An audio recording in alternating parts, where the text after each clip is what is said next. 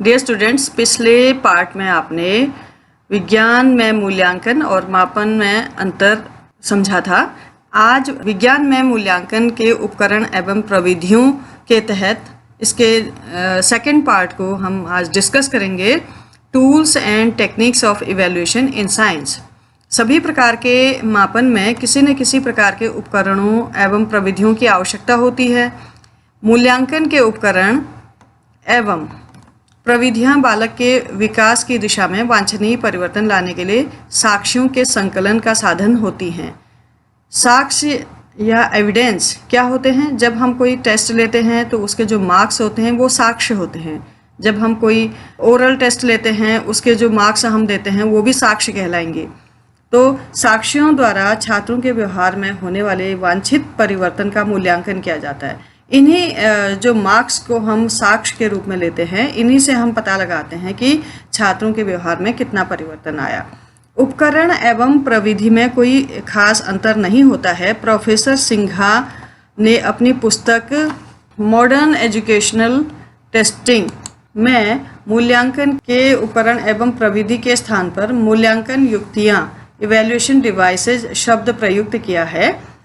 किसी भी विषय में छात्रों की उपलब्धि का मूल्यांकन करने के लिए मूल्यांकन के उपकरण एवं प्रविधियों की आवश्यकता होती है। उपकरण और प्रविधियां क्या है, इनका क्लासिफिकेशन अभी हम बताते हैं आपको। इनके प्रयोग के उपरांत यह पता लगता है कि शिक्षक द्वारा प्रदान किए गए अधिगम अनुभव छात्रों में किस सीमा तक वांछित परिवर्तन लाने में सहायक रहे। शिक्षक ने जो कक्षा में पाठ पढ़ाए हैं वो पाठ किस सीमा तक छात्रों को समझ में आए हैं, इन उपकरणों की सहायता से पता चलता है। मूल्यांकन से शिक्षकों को भी अपने शिक्षण एवं किए गए प्रयासों के संबंध में भी जानकारी होती है। जैसे ही हम मूल्यांकन करते हैं उसके रिजल्ट से टीचर को भी पता चलता है कि उसका पढ़ाया गया पाठ कितना प्रभावी था, वो छात्रों को समझ में आया या नहीं आया, ये सब पता चलता है। मूल्यांकन के ये विभिन्न उपकरण एवं प्रविधियां विश्वसनीय, रिलायबल, वस्तुनिष्ठ, ऑब्जेक्टिव, व्यापक, कॉम्प्रिहेंसिव तथा वैध होने चाहिए। कोई एक उपकरण या प्रविधि द्वारा बालक के व्यवहार में होने वाले विभिन्न परिवर्तनों का मूल्यांकन करना संभव नहीं होता है। इसलिए प्रत्येक व्यवहार के मूल्यांकन के लिए विभिन्न प्रकार के मूल्यांकन उपकरणों, प्रविधियों, युक्तियों की आवश्यकता होती है। अब मूल्यांकन के उपकरण एवं प्रविधियों का हम क्लासिफिकेशन करेंगे कि वो कितने प्रकार के होते हैं। Classification of tools and techniques of evaluation. मूल्यांकन की प्रविधियां एवं उपकरण, tools and techniques of evaluation. इसको हम दो भागों में बांट सकते हैं मूल्यांकन की प्रविधियों को। पहला है परिमाणात्मक या संख्यात्मक प्रविधियां, इंग्लिश में इसको क्वांटिटेटिव टेक्निक कहेंगे। दूसरा है गुणात्मक प्रविधियां, क्वालिटेटिव टेक्निक्स। परिमाणात्मक या संख्यात्मक जो प्रविधियां हैं इसको हम फिर से तीन भागों में वर्गीकृत करते हैं। पहला है मौखिक परीक्षा, ओरल टेस्ट, लिखित परीक्षा, रिटन टेस्ट, प्रायोगिक परीक्षा, प्रैक्टिकल जो हम कराते हैं। अब रिटन को भी हम फिर से तीन भागों में वर्गीकृत करते हैं या बांटते हैं। पहला है निबंधात्मक परीक्षा, दूसरा है वस्तुनिष्ठ परीक्षा, तीसरा है लघु उत्तरीय परीक्षा। निबंधात्मक को जैसे आप ऐसे टाइप क्वेश्चंस होते हैं और वस्तुनिष्ठ में ऑब्जेक्टिव टाइप क्वेश्चंस, लघु उत्तरीय में शॉर्ट आंसर टाइप क्वेश्चंस। वस्तुनिष्ठ परीक्षाओं को फिर से दो भागों में बांटते हैं। पहला है प्रत्यास्मरण, रिकॉल टाइप, जिसको हम याद करते हैं किसी निश्चित समय के अंतराल के बाद। दूसरा है प्रत्याभिज्ञान प्रकार, रिकॉग्निशन टाइप, जिसको हम पहचानते हैं। रिकॉग्निशन माने पहचानना, रिकॉल माने याद करना, पुनः स्मरण करना। अब रिकॉल टाइप भी दो प्रकार के होते हैं। प्रत्यास्मरण प्रकार भी दो प्रकार के भागों में बांट सकते हैं उनको। साधारण प्रत्यास्मरण, सिंपल रिकॉल टाइप। दूसरा है रिक्त स्थान पूर्ति, फिल इन द ब्लैंक्स, या इनको कंप्लीशन टाइप भी कहते हैं। प्रत्याभिज्ञान प्रकार जो है वो 5 प्रकार के होते हैं टेस्ट। पहला है बहुविकल्प रूप, मल्टीपल चॉइस टाइप टेस्ट होते हैं, जिसको आप MCQ भी कहते हैं। दूसरा है एकांतर क्रियारूप, अल्टरनेट रिस्पॉन्स टाइप। तीसरा है मिलान रूप, मैचिंग टाइप। चौथा है वर्गीकरण रूप, क्लासिफिकेशन टाइप। पांचवा है सादृश्य अनुभव रूप, एनालॉजी टाइप। अब हम जो गुणात्मक प्रविधियां हैं उनको भी कितने भागों में बांटा गया, वो कितने प्रकार के होते हैं, वो इस प्रकार से हैं। पहला है साक्षात्कार, इंटरव्यू। दूसरा है निरीक्षण, ऑब्जर्वेशन। तीसरा जांच, सूची, चेकलिस्ट। फिर है प्रश्नावली, क्वेश्चनेयर। फिर है संचयी अभिलेख, क्यूमुलेटिव रिकॉर्ड। फिर है क्रम निर्धारण मापनी, रेटिंग स्केल। और लास्ट में निरीक्षण अभिलेख, एनेक्डोटल रिकॉर्ड। इनको हम अब 1 by 1 डिस्कस करेंगे। सबसे पहले परिमाणात्मक प्रविधियाँ। परिमाणात्मक प्रविधियों में आपने देखा था कि कौन कौन सी हैं। मौखिक परीक्षाएं उसमें थी, ओरल एग्जामिनेशंस। क्वांटिटेटिव में जो पहला था मौखिक परीक्षाएं, ये परीक्षाएं सबसे प्राचीन है। बहुत समय पहले से ये परीक्षाएं होती रहती है, प्राचीन काल से ही।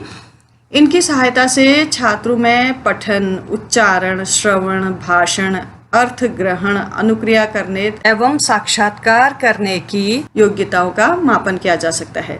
पढ़ने की जो क्षमता है, उच्चारण, शुद्ध उच्चारण की जो क्षमता है, श्रवण, सुनना कि अच्छे से सुन रहे नहीं सुन रहे बालक, भाषण देना भी इनसे मापन करते हैं इन चीज़ों का।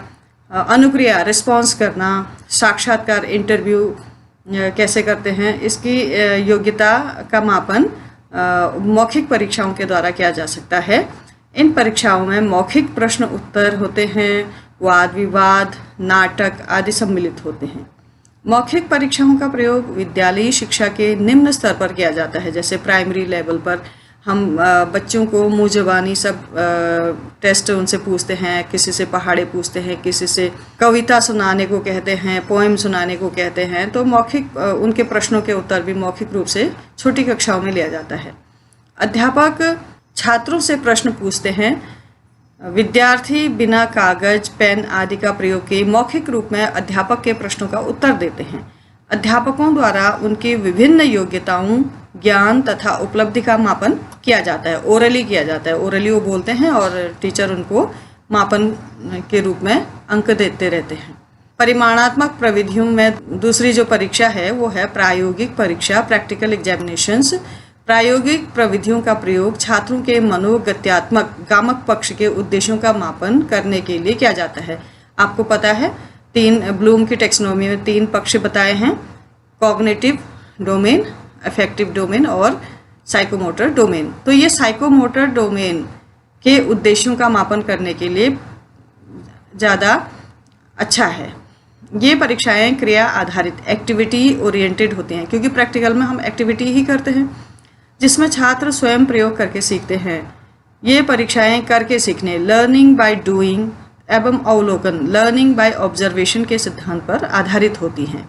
ये परीक्षाएं विज्ञान, जीव विज्ञान, चिकित्सा विज्ञान, मनोविज्ञान, गृह विज्ञान, भूगोल आदि विषयों में अधिक महत्वपूर्ण होती हैं। इन परीक्षाओं के द्वारा छात्रों को प्रत्यक्ष अनुभव, डायरेक्ट एक्सपीरियंसेस मिलते हैं, क्योंकि वो लर्निंग बाय डूइंग करें तो डायरेक्ट एक्सपीरियंस उनको मिलेगा ही मिलेगा, जिससे जटिल विषय वस्तु तथा वैज्ञानिक नियमों, तथ्यों को सरलता से सीखा जा सकता है। प्रैक्टिकली हम विज्ञान के नियमों को सरलता से सीख सकते हैं। लिखित परीक्षाएं, रिटन एग्जामिनेशंस। परिमाणात्मक परीक्षाओं का तीसरा जो रूप है वो है लिखित परीक्षाएं। इन परीक्षाओं में छात्रों से लिखित रूप से प्रश्न पूछे जाते हैं, जिनके उत्तर छात्रों को उत्तर पुस्तिका, आंसर शीट में लिखने होते हैं। मौखिक परीक्षाओं की अपेक्षा ये अधिक प्रभावशाली होते हैं।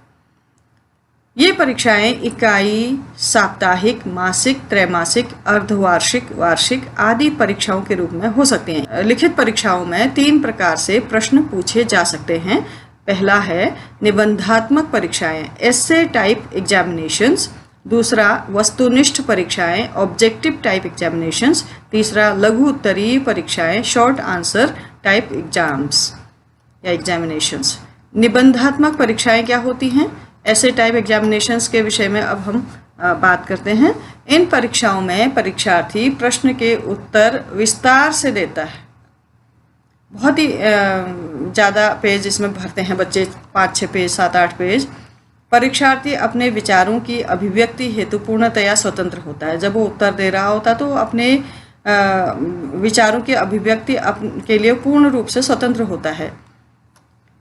इन परीक्षाओं से बालकों की उपलब्धि के साथ साथ उनकी अभिव्यक्त करने की क्षमता, लेखन क्षमता, रुचियाँ, अभिवृत्तियाँ, कुशलताओं आदि का मूल्यांकन होता है।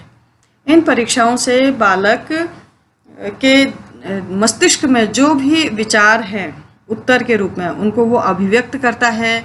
उसकी लेखन क्षमता भी इससे समृद्ध होती है। उसकी रुचियों का पता चलता है, अभिवृत्तियों का पता चलता है, कितना वो कुशल है इन पक्षों में। तो इन सब का मूल्यांकन इस तरह की परीक्षाओं में संभव है। महत्व, निबंधात्मक परीक्षाओं का क्या महत्व है? जब समस्या का तत्काल अध्ययन करना होता है तब हम निबंधात्मक परीक्षाएं लेते हैं। जब विद्यार्थियों की संख्या अत्यधिक हो, बहुत ज़्यादा मात्रा में होने पर भी उनकी निबंधात्मक परीक्षाएं ली जा सकती हैं। जब परीक्षार्थी की लेखन शैली को जानना हो कि वो कैसा लिखता है, उसका स्टाइल क्या है लिखने का, तो तब भी हम निबंधात्मक प्रश्न को देते हैं बच्चों को। जब व्यक्तिगत समस्याओं का अध्ययन करना हो, व्यक्तिगत समस्याओं का अध्ययन करने में भी छात्र अपनी समस्याओं से अवगत कराएंगे। जब छात्रों में उपयुक्त ज्ञान के चयन करने की योग्यता मालूम करनी हो, जब विद्यार्थियों की रुचियों, अभिवृत्तियों, मूल्यों तथा व्यक्तित्व के गुणों का मापन करना हो, तो निबंधात्मक परीक्षाओं का महत्व बढ़ जाता है। निबंधात्मक परीक्षाओं के कार्य, फंक्शंस, क्या फंक्शंस हैं इनके? छात्रों की विषय वस्तु संबंधी उपलब्धियों का अध्ययन करना। छात्रों की विषय वस्तु में कितना उनको समझ में आया है, कितने मार्क्स उनके आए हैं, इन चीज़ों का अध्ययन जब करते हैं तो हम निबंधात्मक प्रश्नों का सहारा लेते हैं। छात्रों की रुचियों, क्षमताओं, दक्षताओं, दृष्टिकोणों तथा मूल्यों का मापन करने के लिए निबंधात्मक परीक्षाओं को देते हैं और इन्हीं को मापना निबंधात्मक परीक्षणों के कार्य हैं। छात्रों को अधिगम के लिए प्रेरित करके अनुशासन तथा चरित्र निर्माण की भावना विकसित करना। इन प्रश्नों का कार्य ये भी है कि वो छात्रों को पढ़ने के लिए, सीखने के लिए प्रेरित करते हैं तथा अपने चरित्र का निर्माण करते हैं। किसी विषय विशेष में कठिनाइयों एवं कमजोरियों का पता करके उनका समाधान करना। किसी भी विषय में छात्र कितने कमज़ोर हैं, कहाँ पर उनको कठिनाई आ रही है, इसका पता या इसका निदान भी इन परीक्षाओं के द्वारा होता है तथा उनका समाधान किया जा सकता है। छात्रों का वर्गीकरण करना। छात्र का वर्गीकरण कैसे होता है? कोई छात्र औसत होते हैं, एवरेज स्टूडेंट्स होते हैं, कोई बिलो एवरेज होते हैं, कोई अबव एवरेज होते हैं। तो इन प्रश्नों के माध्यम से हमें छात्रों में अंतर स्पष्ट दिखाई देता है। वो छात्रों को डिस्क्रिमिनेट करते हैं ये परीक्षण, जिससे हमें पता चलता है कि किस छात्र के साथ किस तरह का व्यवहार करना है। छात्रों को विचारों, भावनाओं, अभिव्यक्ति क्षमता तथा आलोचनात्मक प्रवृत्तियों से अवगत कराना। छात्रों को निर्देशन एवं परामर्श देना भी इन परीक्षाओं का कार्य है। शिक्षकों के कार्य का मूल्यांकन भी ये करते हैं। निबंधात्मक परीक्षाओं के गुण या विशेषताएं, मेरिट्स और characteristics of essay type test. अधिगम के बहुत से पक्ष होते हैं जिनका मूल्यांकन केवल निबंधात्मक परीक्षाएं ही कर सकती हैं। ये परीक्षाएं उच्च मानसिक प्रक्रियाओं के मापन का एक सशक्त माध्यम है। इन परीक्षाओं में परीक्षार्थी को विचारों की अभिव्यक्ति की पूर्ण स्वतंत्रता होती है। इन परीक्षाओं से ज्ञान के गुणात्मक पक्षों जैसे शाब्दिक अभिव्यक्ति, भाषा पर अधिकार, साहित्यिक शैली, विचारों का प्रस्तुतिकरण आदि का उचित मूल्यांकन संभव है। इन परीक्षाओं के प्रश्नों की रचना करना सरल कार्य है। ये परीक्षाएं मित व्ययी हैं। इन परीक्षाओं में नकल की संभावना, चीटिंग, इसकी संभावना कम रहती है। यह परीक्षा प्रणाली सभी विषयों के लिए उपयुक्त है। छात्रों के भावात्मक एवं क्रियात्मक पक्षों का मूल्यांकन संभव होता है। क्योंकि वो भावाभिव्यक्ति करते हैं उत्तरों में और क्रिया के रूप में कुछ न कुछ कार्य करते हैं। पाठ्यक्रम के विस्तृत अध्ययन को प्रोत्साहन मिलता है। परीक्षार्थियों के विषय संबंधी तथ्यों की जांच हेतु परीक्षार्थियों के विषय में कितनी रुचि है, तथ्य उनको कहाँ तक समझ में आ रहे हैं, इसकी जांच भी करने के लिए इस तरह की परीक्षाएं आवश्यक हैं। मौलिकता का मापन होता है। मौलिकता इसमें इसलिए होती है क्योंकि छात्र जो कुछ भी लिखता है वो उसका अपना मौलिक होता है, वो अपनी सोच समझ का अपनी सूझ का प्रयोग करते हुए लिखता है। छात्रों के व्यक्तित्व व चिंतन विधि के संबंध में पता चलता है, अर्थात छात्रों का व्यक्तित्व कैसा है, चिंतन विधि क्या है, किस प्रकार से छात्र सोचते हैं उत्तर लिखने हेतु, इस विषय में पता चलता है। छात्रों के उत्तरों से उनके भावों का पता चलता है। छात्रों को उत्तर देने हेतु रूपरेखा, सारांश, मुख्य प्रवृत्ति व संबंधों की जानकारी होती है जिनका प्रयोग वह उत्तर देने में करता है। अर्थात रूपरेखा क्या होनी चाहिए किसी प्रश्न के उत्तर की, उसका किसी प्रश्न का उत्तर के रूप में सारांश क्या होना चाहिए, संबंधों की जानकारी और मुख्य प्रवृत्ति, ये सब की जानकारी उसे इन प्रश्नों के माध्यम से होती है जिनका प्रयोग वह अपने उत्तर देने में करता है। निबंधात्मक परीक्षाओं के दोष व सीमाएं, लिमिटेशंस और डिमेरिट्स, क्या इसकी कमी है निबंधात्मक प्रश्नों की। पहली जो कमी है वो है प्रतिनिधित्व की कमी। प्रतिनिधित्व की कमी का अर्थ ये है, पूरे प्रश्न पत्र में कुल मिलाकर 10 से 12 प्रश्न होते हैं या 11 प्रश्न होते हैं और छात्रों को इनमें से भी 4 या 5 प्रश्न करने होते हैं। ये थोड़े से प्रश्न संपूर्ण पाठ्यक्रम का प्रतिनिधित्व नहीं कर पाते हैं। इसके अतिरिक्त 33% या 36% को भी सफल समझा जाता है। दूसरी जो कमी है अपर्याप्त न्यायादर्श, इसमें सफलता संयोग पर निर्भर करती है। यदि छात्रों ने पूरी पुस्तक नहीं पढ़ी और उनके पढ़े हुए कुछ ही पाठ में से यदि प्रश्न आ जाते हैं और वह सफल हो जाता है तो वो सफल माना जाएगा। कभी कभी योग्य छात्र असफल भी हो जाते हैं, अगर उन्होंने वही प्रश्न नहीं पढ़ा जो आने वाला था तो वो फेल हो जाते हैं। तीसरी जो कमी है एक रूपता में कमी। कुछ परीक्षक अत्यंत कठिन प्रश्न बनाते हैं जो छात्रों को डिस्क्रिमिनेट नहीं कर पाते हैं। कुछ अत्यंत सरल, वो भी ये अत्यंत सरल जो प्रश्न पत्र होते हैं ये भी छात्रों में विभेद करने की क्षमता ऐसे प्रश्न पत्रों में नहीं होती है। विभेद का अर्थ है कि कौन सा छात्र बहुत होशियार है, कौन सा छात्र औसत दर्जे का है, कौन सा औसत से नीचे का है, क्योंकि प्रश्न पत्र हमेशा तीनों किस्म के छात्रों को ध्यान में रखकर बनाए जाते हैं।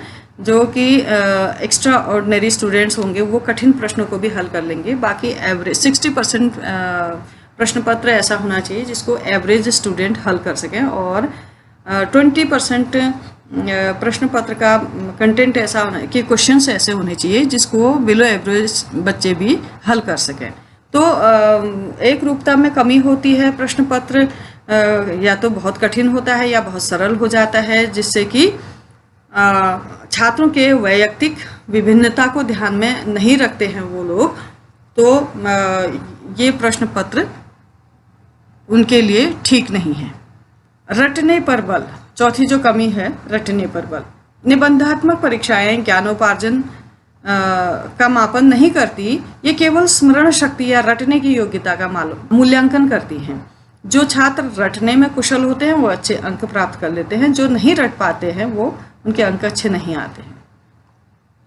आत्मनिष्ठ फलांकन व्यवस्था।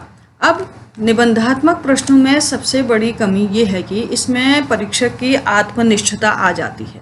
आत्मनिष्ठता से ये आशय है कि जब वो मार्क्स दे रहे होते हैं तो किसी एक जैसे उत्तर भी अगर छात्रों ने लिखे हैं तो वो अलग अलग मार्क्स दे देते हैं, क्योंकि उनके मूड पर भी निर्भर करता है मार्क्स देना।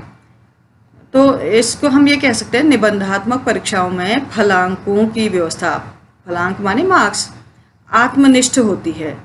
जो परीक्षक बहुत खुश है इस समय अगर वो चेक कर रहा है कॉपी तो वो अच्छे अच्छे मार्क्स दे देगा। कभी परीक्षक का मूड खराब होता है तो वो बड़े स्ट्रिक्टली मार्क्स देगा। कोई परीक्षक पेजेज गिन करके भी मार्क्स देते हैं।